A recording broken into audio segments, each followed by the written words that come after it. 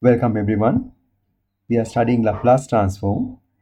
In the previous video, we looked at the definition of the Laplace transform, how to compute the Laplace transform, and how to use the known Laplace transforms to find the inverse of the Laplace transform. In particular, we looked at the region of convergence of the Laplace transform, and we realized that the same algebraic expression for the Laplace transform can be there for two different time domain signals.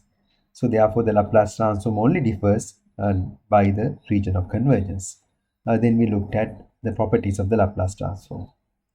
So today we will look at first order and second order systems and briefly analyze them using the Laplace transform, which is actually an easy and convenient exercise.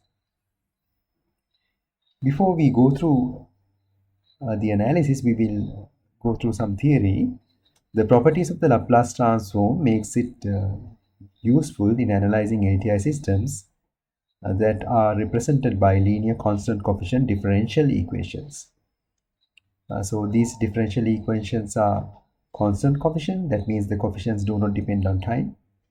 Also, they are linear. What that means is you have linear terms. So you do not have terms like dy by dt square.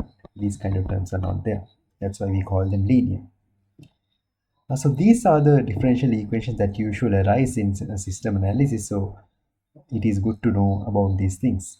Applying the Laplace transform to a differential equation converts it to an algebraic equation relating the Laplace transform of the system output to the product of the Laplace transform of the system input and the Laplace transform of the system impulse response.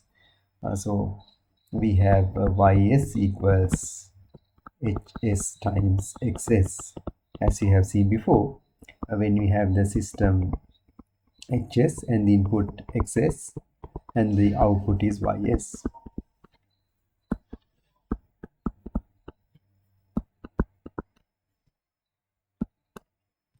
The system function is readily obtained by inspection of the differential equation, and the system impulse response can be obtained by evaluating the inverse Laplace transform of the system function. Alternatively, the response for any other input can be evaluated by first multiplying the Laplace transform of the input by the system function and then applying the inverse Laplace transform, which is this. The ROC, region of convergence associated with the system function of a causal system, is a right half plane. So we saw this before. For a causal system, the region of convergence is a right half plane. For systems with rational function, causality of the system is equivalent to the ROC being the right half plane to the right of the rightmost plane. That's what we mean. So assume that you have two poles here. So what we mean is the ROC is this for a causal system.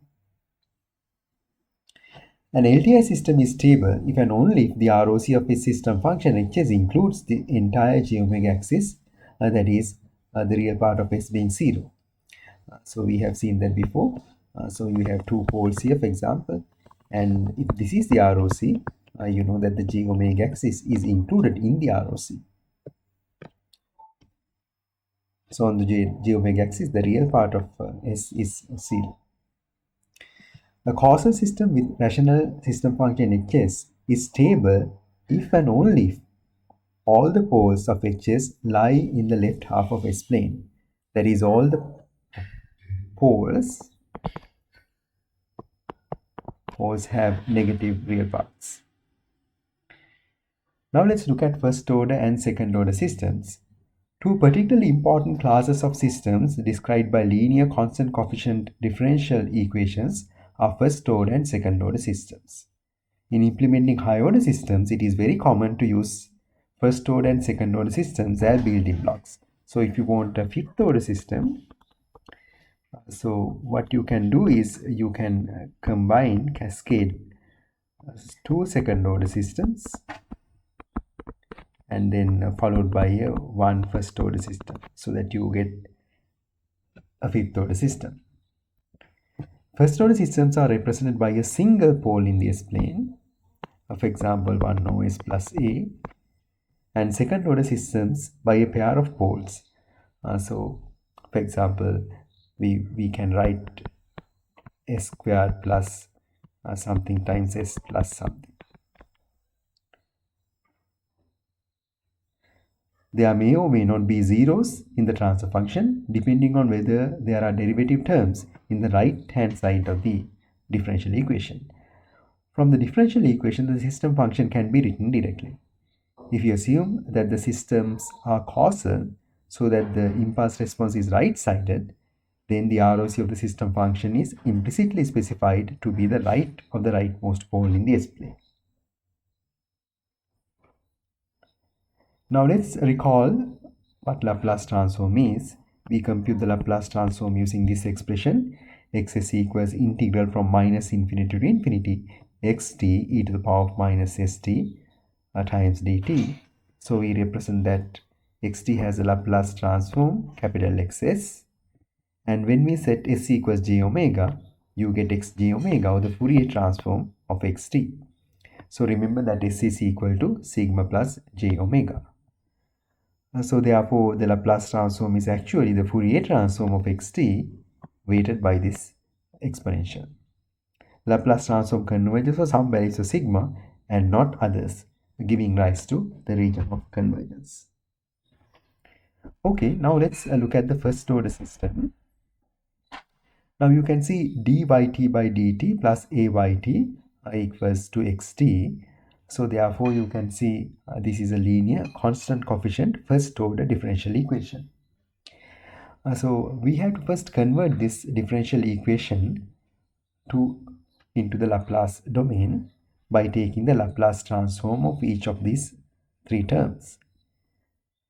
So we do it by writing y s by s, a y s, and xs.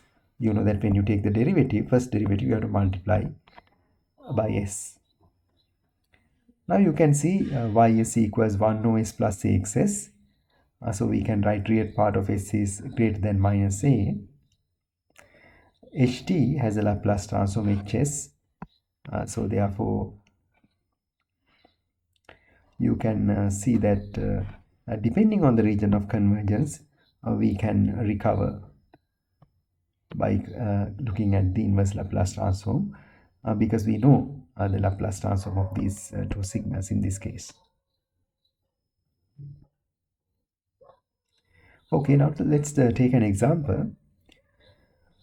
So in this case, you have a voltage input. So in this case, in this particular case, we will consider a step input, then a resistor, a capacitor circuit.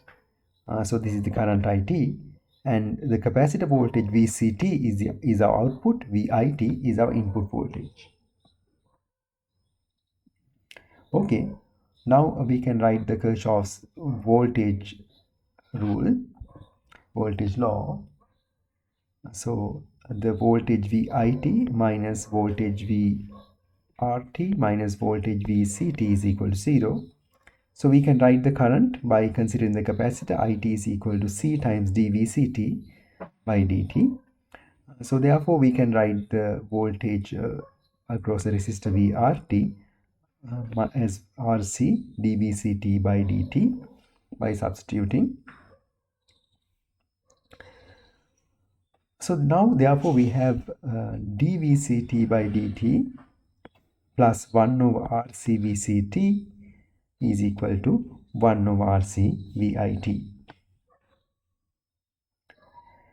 Of course, in this case we assume initial rest. So by considering this equation, we can obtain the Laplace transform. So since there is a derivative here, you have s vc s.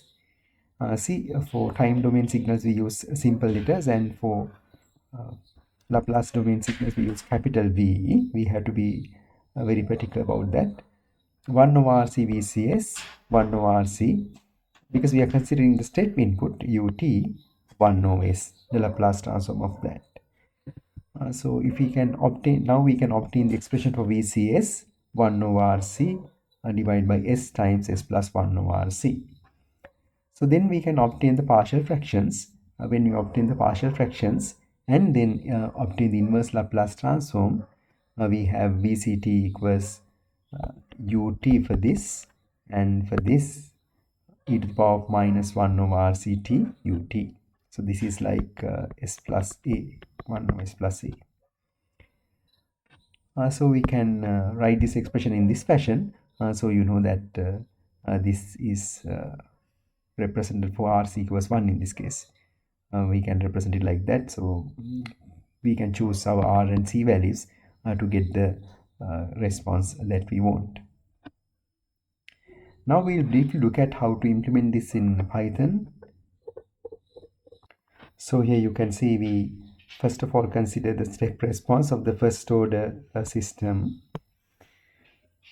So you load matplotlib, you have the magic command matplotlib inline, import numpy, import the controls toolbox, and then import matplotlib for plotting. So this is our circuit, what we saw before in the slides. So now let's plot this using the familiar expression. So let's consider R equals 1 megohm and C equals 1 microfarad, and T equals NP range from 0 to 10 with the interval of 1 over 100. We see the capacitor voltage is 1 over e to the power of minus T over RC, and if you plot this, you will see this form. Now we can do that using the control systems toolbox by considering the transfer function. So you can see what we had was 1 over 1 plus RCS. So when you have it like this, when you want to get the transfer function, we have to write the numerator here. Actually, we want to write the coefficients and the denominator as a second argument. So you can see numerator is just 1, so therefore we write 1 here. Numerator has 1 is the first coefficient and S as the multiply RC, so we have to write 1 and RC there. So then you have to write control step response, because we want the step response, and we have to give that system here step response, and then we can plot it. So you see we get exactly the same thing as before. Okay. Now let's look at the second order system. So when we write the second order system, there is a particular way that we write so that our algebra becomes easy. D squared, now you can see it's a second order system because we have the highest order is 2 d squared yt by dt squared plus 2 zeta omega n dyt by dt plus omega n squared yt equals omega n squared xt. So we write in this particular way. So you will realize later why we write it like that. So let's obtain the Laplace transform of this. Then we have here s squared ys, and here 2 zeta omega n s ys here, and here you would have omega n squared ys, and here you would have omega n squared xs. Alright, you gather the terms in this fashion, and now you can obtain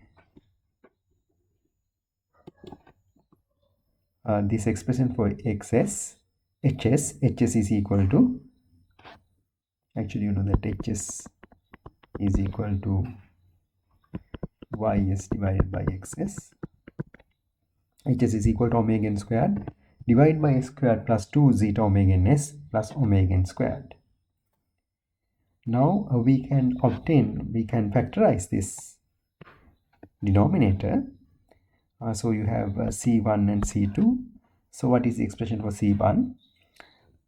So it is like a quadratic equation. So A s squared plus bs plus c. So therefore, to write s, we have minus b plus or minus b squared minus 4ac divided by 2a. So Because of this, you have minus zeta omega n here, and omega n times zeta squared minus 1. So you can see C2 is just a sign change here. So you can see, depending on the value of zeta, these roots can be either complex or real.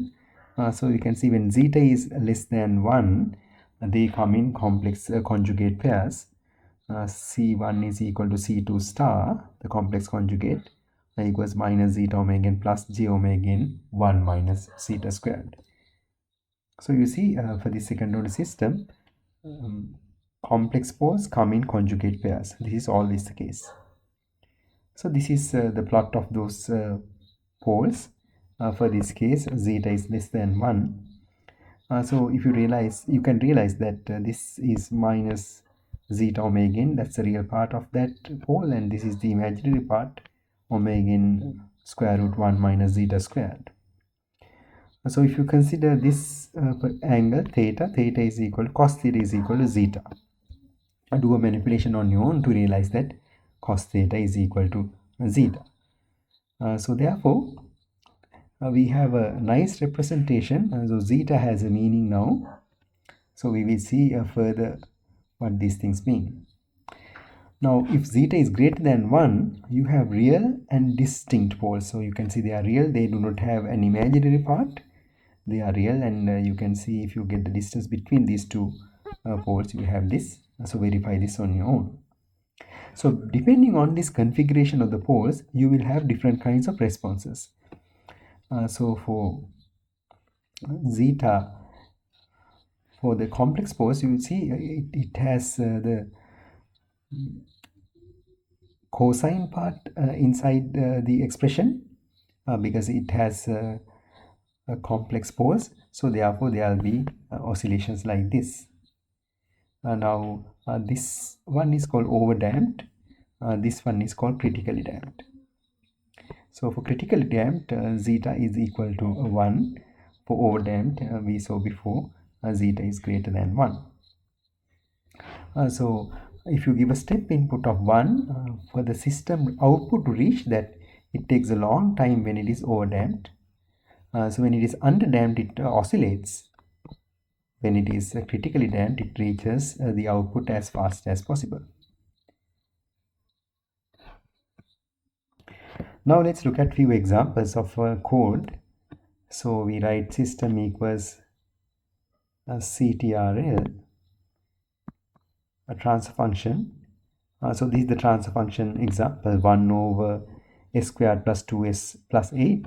So the numerator is 1 and the denominator is 1, 2, 8. So you can relate them to these three numbers. Okay, so in this case, if you compute zeta, you will realize that it is between 0 and 1. So therefore it is underdamped. So you will see the oscillation like this. So now let's try to understand what omega n means. It's called undamped natural frequency, not underdamped, undamped natural frequency. So what I did was I picked the value of zeta equals 0.25, but for omega n I picked from 1 to 9, 1 to 9 omega n. I have many systems for all these, each of these omega values, each of these omega n's. In omegas, I have system equals CTRL transfer function. So you see our expression is omega n squared divided by s squared plus 2 zeta omega ns plus omega n squared. So this is what I have written here in the numerator, omega n squared. Then this coefficient is 1 here, which I have written there, and then 2 zeta omega n right here, and omega n squared. So with this, I actually plot the step response of that when you give a step input to it. So it should reach the step depending on the value of omega. So you can see what happens when omega is high and low. So when omega is 1, which is a blue curve, so you see the frequency of oscillation, this is the, if you consider them, if you disregard the exponential decay in this, So that corresponds to omega n, the frequency. So you can see when omega n is 2, it oscillates twice as fast as the blue curve, and so on. Now let's see the effect of zeta, which is called the damping coefficient. So I picked omega n equals 2 in this case, fixed it. I took zetas 0.25, 0.5, 0.75, 1 and 5. So this one is overdamped, this is critically damped, and all the others are underdamped. So similarly, I wrote the transfer function and then I plotted them. So you can see that for zeta equals 5, which is overdamped, it takes a long time for the system output to reach the step value of 1.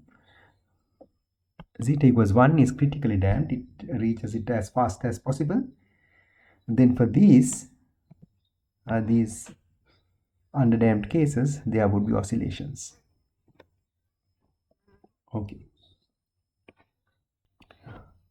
we can take this example. Hs equals s plus 10 divided by s squared plus 4s plus 8. Determine the pole zero plot of Hs, the type of damping exhibited by the network, and the unit step response. So I'll give the answer. So what you can do is consider this as the denominator as s squared plus 2 zeta omega n s plus omega n squared.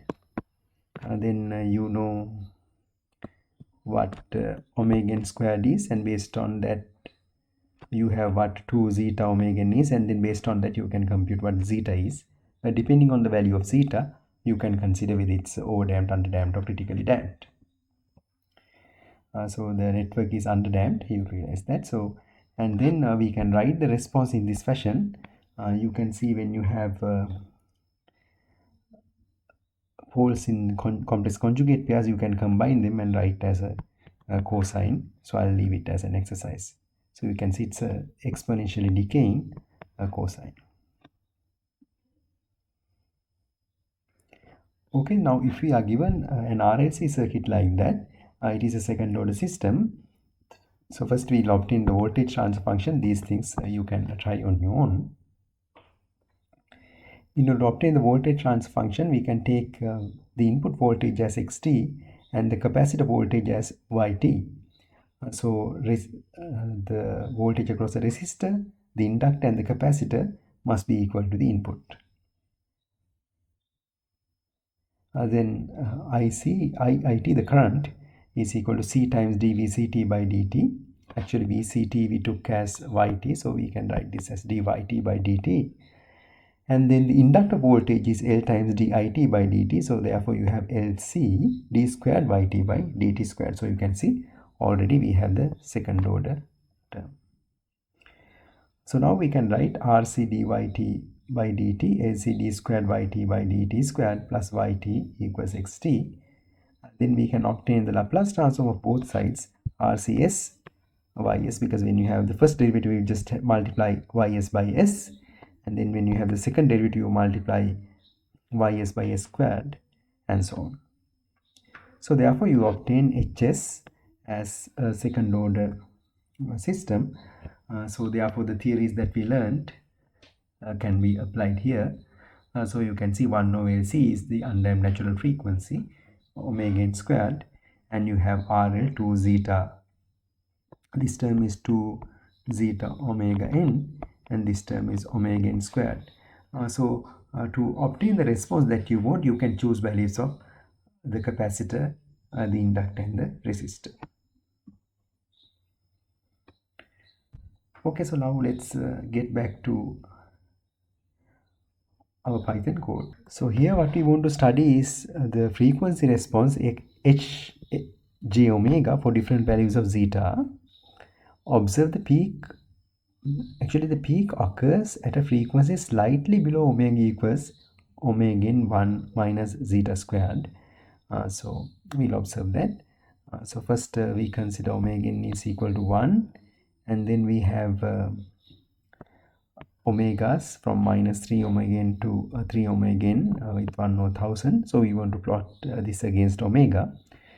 Then zetas 0.1, 0.2, 0.4, 0.6 all are underdamped. for zeta equals zetas, so we generate a system. So this is very familiar to you now, I think. Omega n squared 1 2 zeta omega n squared. That's a standard second order system.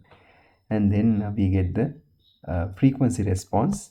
This is the first time that we are using this frequency response. We get the magnitude and the phase. So we will only plot the magnitude. Along with this, I am plotting the maximum value of the magnitude of the omega, the particular frequency for which the frequency response maximizes. Also, I am plotting a vertical line at 1 minus zeta squared, and also at omega peak I am plotting a vertical line. That vertical line is in red, this one is in black. So you can see the response, the system response becomes high close to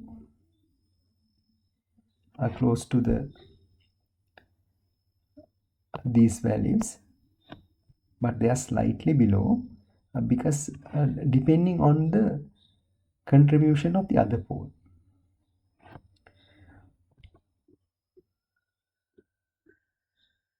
So you can see now, let's take one particular zeta value, zeta equals 0.6, for example, the red curve.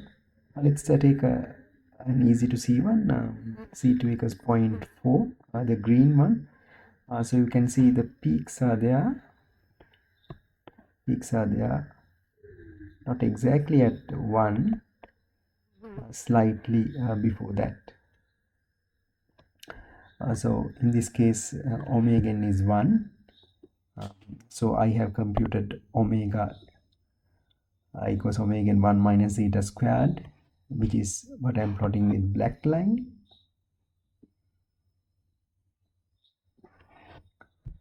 And then correspondingly, I have plotted the actual peak in red.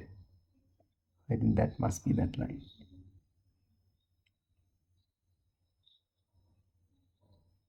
Okay. So how this happens is something like this. When you have two poles and you have some value of omega here, we have to see the 1 over s minus c1 s plus s minus c2. So magnitude of this we have to obtain. So these are the two vectors. So we have to consider the length of those vectors, and based on the length of those vectors we can find the magnitude as omega changes along this axis. So you can see for particular values of omega, this line shortens somewhere, not exactly here because of the contribution of this one. That's why it doesn't happen exactly at this one. So these are things that you can think about. So I enticed you to think about these things. Alright, so what we did today was to look at first order and second order systems using Laplace transforms, and we plotted them using the control systems toolbox in Python. So the combination of first order and second order systems is extremely important to generate high order systems, and we were able to model the first order and second order RC circuit as well as a second order RAC circuit. Thank you.